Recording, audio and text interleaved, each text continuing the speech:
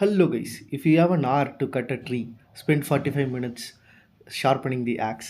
இது வந்து Abraham Lincoln சொன்னது.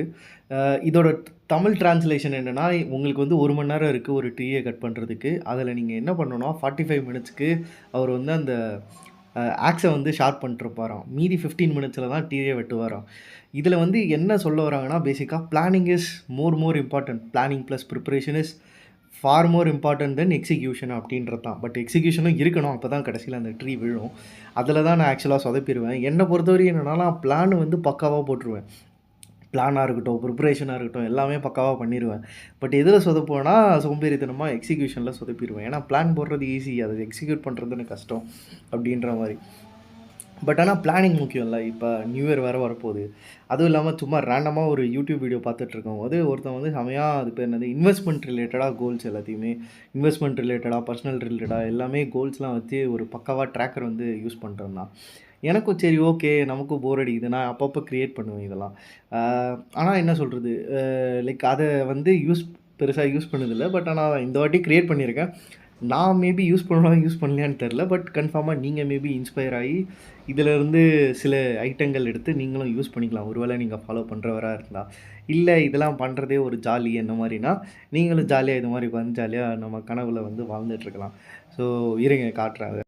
ஸோ இதுதான் அந்த ட்ராக்கரு. ஸோ இதில் பார்த்தீங்கன்னா எடிட் பண்ண டைம் இல்லை சாரி.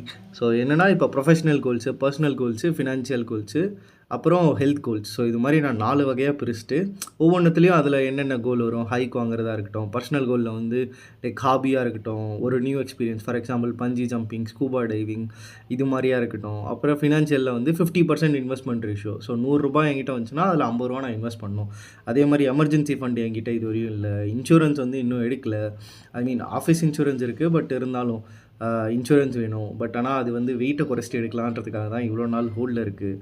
ஹெல்த்தில் வந்து வெயிட் குறைக்கிறதா இருக்கட்டும், அதுக்கப்புறம் லைக் ஜிம் போகிறதா இருக்கட்டும், ஹெல்த் செக்கப்பாக இருக்கட்டும். இந்த வாட்டி நான் எப்படி உஷாராக பண்ணிட்டேன்னா, லைக் ரெகுலராக ஜிம் போகணும், 3 நாளைக்கு ஜிம் போகணும் அப்படின்றத விட நம்பர்ஸ் குவான்டிஃபை பண்ண ஆரம்பிச்சிட்டேன். ஃபார் எக்ஸாம்பிள் 180 டேஸ் ஜிம் போயிடணும் அட்லீஸ்ட்டு.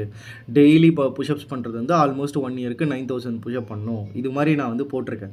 ஸோ இதனால் என்ன ஆகுனா பேசிக்காக இங்கே பார்த்தீங்கன்னா இதுக்கு வந்து ஒரு ட்ராக்கரும் வச்சுருக்கேன். ஸோ ஃபார் எக்ஸாம்பிள் ஒரு நாளும் நான் இதில் வந்து ஜிம் போயிட்டேனா இல்லையா, புஷ்அப்ஸ் வந்து எவ்வளோ எடுத்திருக்கேன் அதெல்லாம் போட்டேன்னா அப்படியே இங்கே டோட்டல் ஆவரேஜ் இதெல்லாம் கால்குலேட் ஆகிடும்.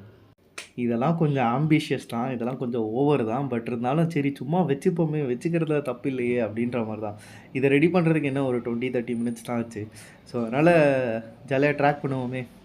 நல்லா இருந்துச்சுன்னா நீங்களும் ட்ரை பண்ணுங்கள். Peace out.